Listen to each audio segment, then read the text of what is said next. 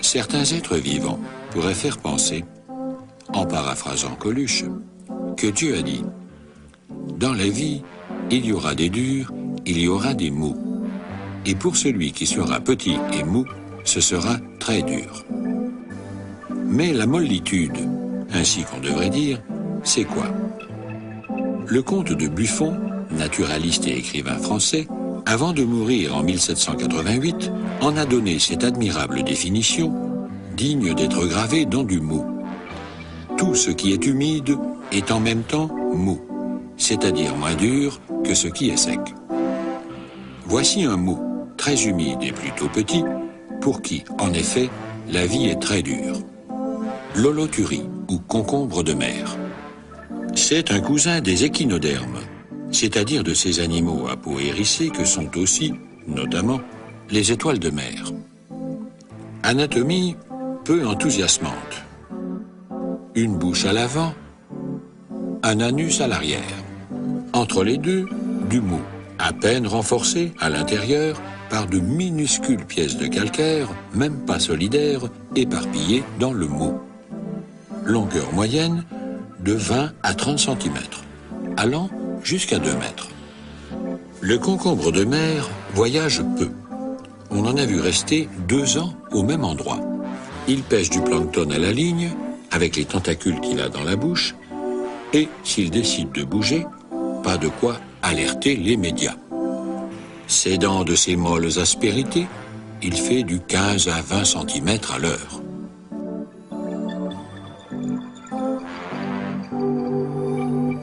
Le champion du monde a parcouru 1 mètre en un quart d'heure. Pour aggraver les choses, marche arrière impossible. Le concombre coincé doit négocier un virage en épingle à cheveux, ce qui peut lui demander 3 heures. Signalons un modèle particulier, le concombre adhésif. C'est son vrai nom, en latin Ptosinapta inhærens. On le trouve collé au sable, et le lendemain, il n'est plus là. C'est que la nuit, celui-là, il nage. Mais en quoi, pour ce mou, la vie est-elle très dure?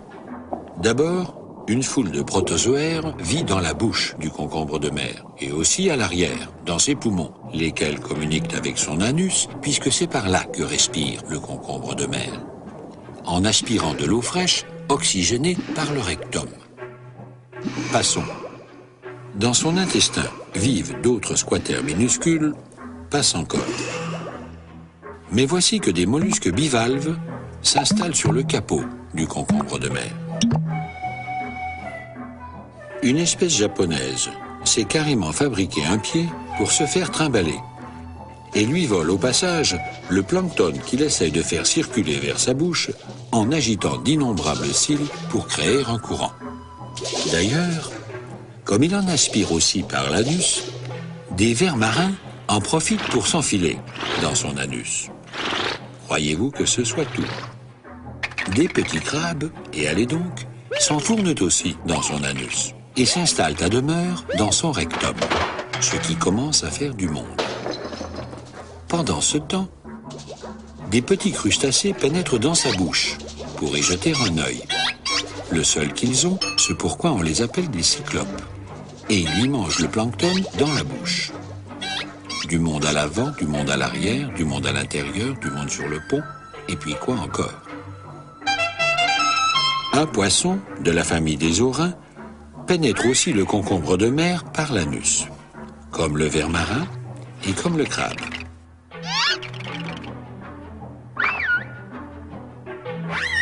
Après quoi, il perfore les intestins, mange une partie des poumons et les parties génitales de son hôte, lequel n'étant plus que l'ombre d'un concombre, pourrait penser que cette fois, c'est le comble. Eh bien non. Quand le poisson est petit, il pénètre en marche avant. À l'intérieur, il a la place pour faire demi-tour. Mais si c'est un gros, il se gare en marche arrière pour se mettre à l'abri de ses prédateurs. Le concombre de mer, à ce stade, n'est plus qu'un garage à poissons. Et pourtant, à part cette foule d'invités, le concombre encombré se charge de ses ennemis. Il a ici, près du rectum, une cinquantaine de filaments de 2 à 3 mm d'épaisseur.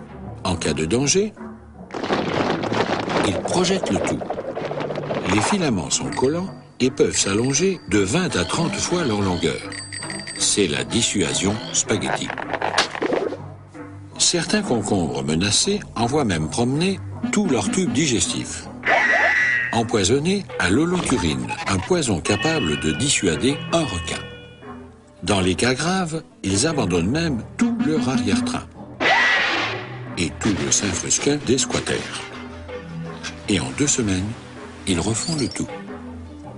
Ainsi, ce mou décourage-t-il ses prédateurs? Les requins, oui. Les Chinois, non. Ils désempoisonnent le concombre de mer en le faisant bouillir et en mangent 3000 tonnes par an. Et si vous croyez que le coup du poisson qui se gare en marche arrière dans le concombre de mer a été rajouté pour faire un gag dans le dessin animé, sachez que jamais nous n'inventons rien. La preuve.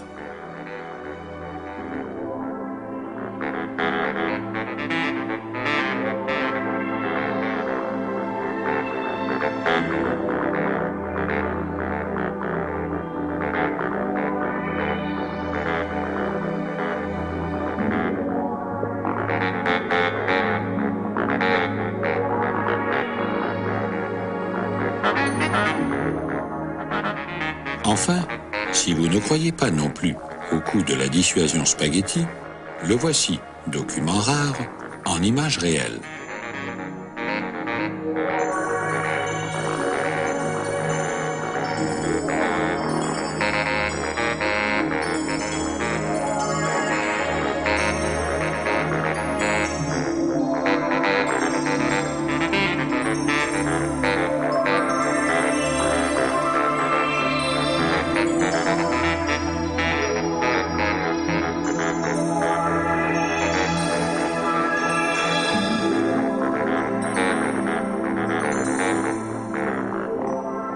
Ainsi donc, aussi mou qu'il soit, un mou peut toujours être surdoué quelque part. Et quoi de plus mou que ces êtres vivants, ni végétaux ni animaux, dont un ancien dictionnaire, cité par Georges Becker, donne cette définition dégoûtée. Sorte de végétaux spongieux qui naissent spontanément après la pluie dans les prés et dont la plupart donnent des coliques de misère errée.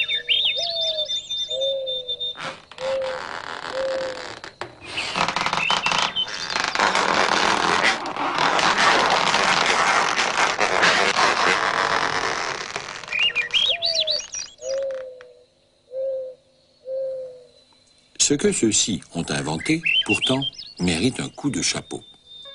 Leurs spores, ou si l'on veut leurs semences, sont protégées sous un toit tant qu'elles ne sont pas mûres. Mais l'invention géniale est surtout ici. Au lieu d'une surface plane, des lamelles. Le moyen de multiplier la surface où le champignon installe ses basides, les bases microscopiques productrices de spores. C'est pourquoi on appelle ces champignons des basidiomycètes, les champignons à basides.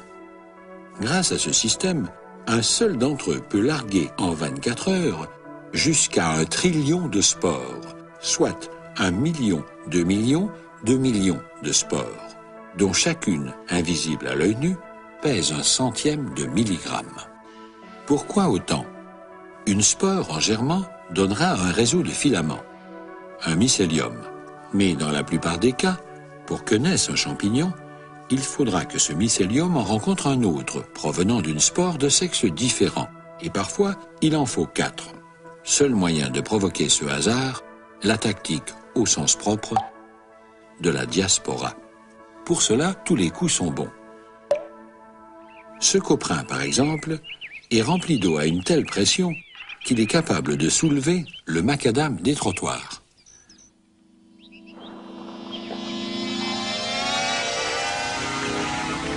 À maturité, le tissu de ces lamelles se change en une encre noire que la pluie dispersera en même temps que les spores. Une encre utilisée naguère pour des documents secrets. Elle est inimitable et indélébile. Il y a mieux, le sphérobole étoilé ou champignon artilleur. Sur du bois mort, une sphère de 2 mm de diamètre. Elle s'ouvre en étoile. À l'intérieur, une sphère encore plus petite contenant des spores enfermés et qui, par le brusque retournement d'un chapeau intérieur, est projetée à 4 mètres. Impossible à suivre à la caméra, elle mesure 1 mm de diamètre. En comparaison, un ballon de football traverserait le terrain.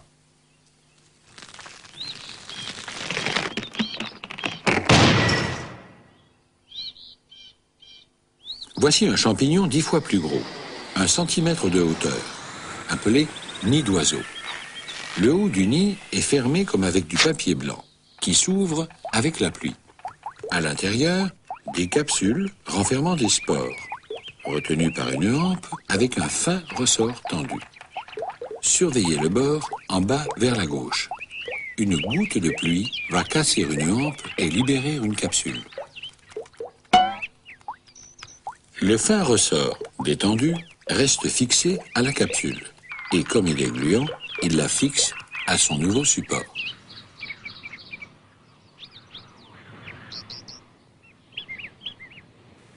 Et dans une seule de ces vestes de loup, 100 milliards de spores, attendant la pluie.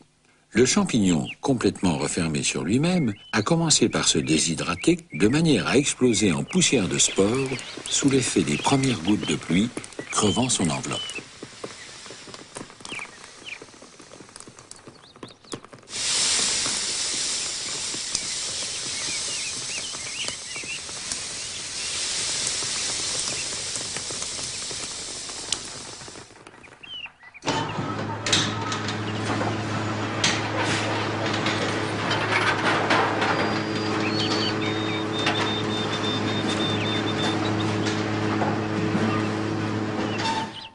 Ce que nous appelons champignon n'est donc pas l'individu champignon, mais son organe sexuel, expression érectile d'un mycélium souterrain. Le phallus impudicus, quoiqu'il y paraisse aussi mou que les autres, est équipé d'un capuchon imperméable préservant les spores tant qu'elles ne sont pas mûres. Au moment de les libérer, il part en déliquescence et synthétise une odeur de cadavres exquis. Exquis pour les mouches. Elles foncent dessus et se goinfrent des spores qu'elles iront larguer plus loin sous forme de crottes de mouche, ne laissant qu'un squelette mou, populairement appelé le doigt de l'homme mort, le magasin des spores après les soldes. Et connaissez-vous l'étoile de terre? La seule qui ait toujours été russe, on la trouve dans les steppes. Son organe reproducteur a 2 enveloppes. La première forme un socle en étoile et soulève le tout. Les spores, dans la capsule centrale, sont désormais comme des cosmonautes. Ils ont perdu le contact avec le mycélium sous terre. Et le vent, ou la pluie, ou les deux, emporteront le Soyouz, avec à son bord de la poussière d'étoiles de terre.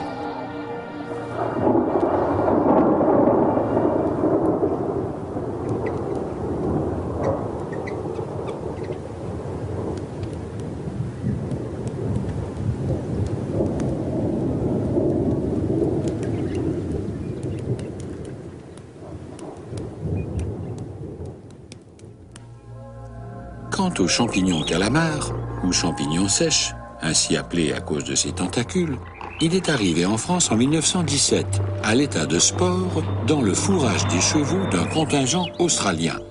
Depuis, grâce aux mouches, lui aussi, il a envahi l'Europe.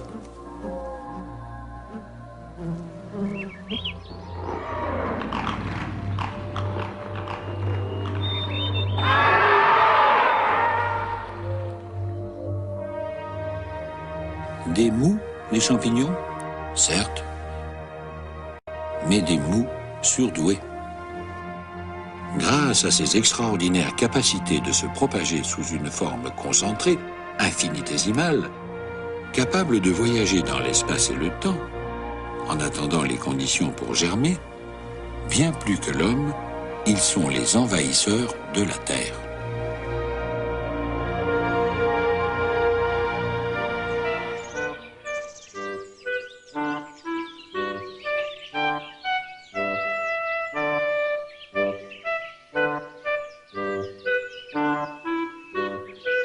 Mais s'il est un mou officiel, c'est bien le mollusque, dont le nom vient du latin mollis.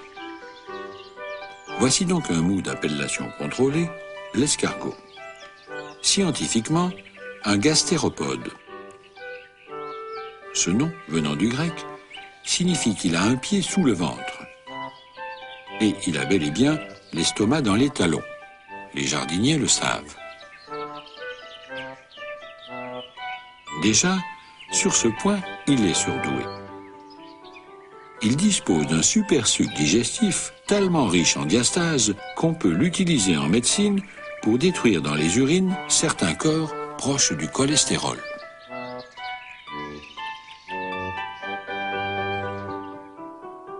Quant à ce large pied sous le ventre de l'escargot, c'est ce que les spécialistes appellent une solpédieuse. Garçon, une solpédieuse. Ça marche. Mais comment ça marche? D'abord, grâce à une ondulation animée d'un mouvement sinusoïdal, ondulation dont l'amplitude est proportionnelle au mouvement, ici légèrement accélérée par la caméra.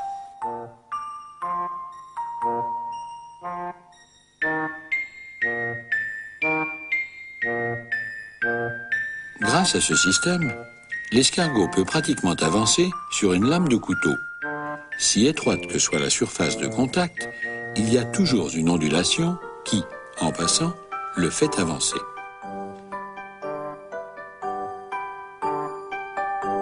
De plus, si le terrain est trop sec, l'escargot sécrète son propre lubrifiant. De quoi en baver. Car si nous avions ce double système sous les skis, plus besoin de farter, même plus besoin de neige. Megève au mois d'août.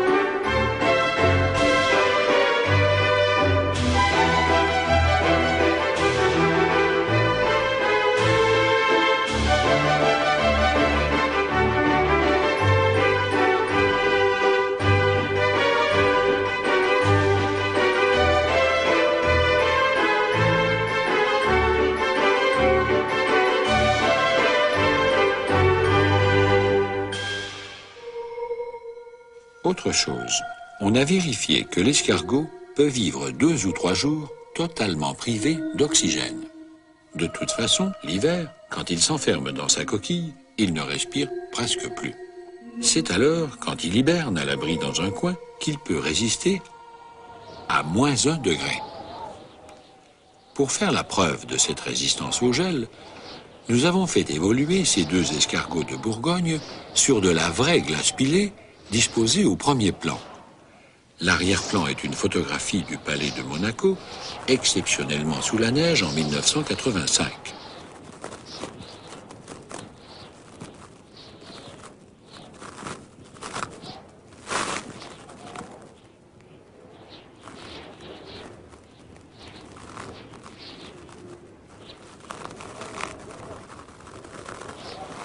Qu'on se rassure, après ce tournage, ils ont passé l'hiver à Monte-Carlo, dans le trou d'un mur du jardin exotique, avec vue sur la mer. Au Moyen-Âge, les paysans français, se disant qu'un animal vivant sous la pluie avait quelque chose qui protégeait les poumons, en mangeaient tout cru pour protéger les leurs. Ils avaient raison. l'escargot est équipé d'une glande qui attire les bactéries de certaines maladies respiratoires, notamment celle de la coqueluche, et les tue. Escargot autoglissant, escargot antigel, escargot médicinal, escargot gastronomique, et puis quoi encore? Voici l'escargot Schwarzenegger. Poids du super mou, 10 grammes. Catégorie junior, 1 an et demi. Un escargot peut vivre 5 ans et devenir beaucoup plus gros. Charge du train, 1 kg. Rien n'est truqué dans cette séquence, excepté le fait que, pour mieux voir l'effort, nous avons accéléré l'image. 12 fois pour le départ.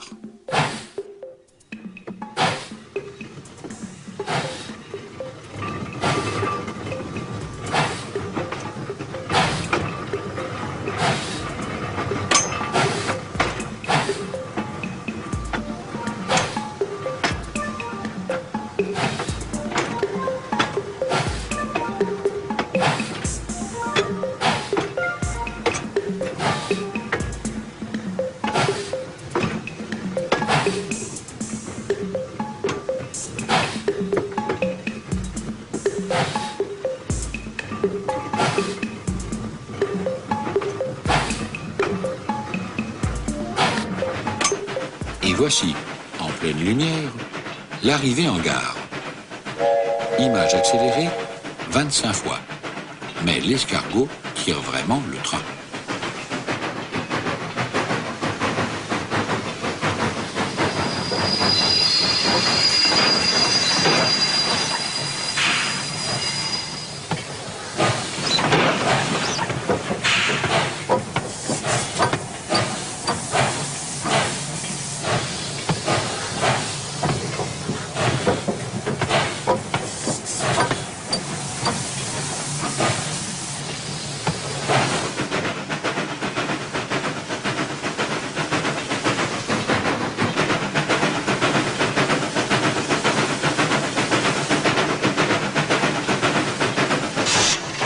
Nous avons voulu faire une deuxième prise, mais il s'est décroché tout seul.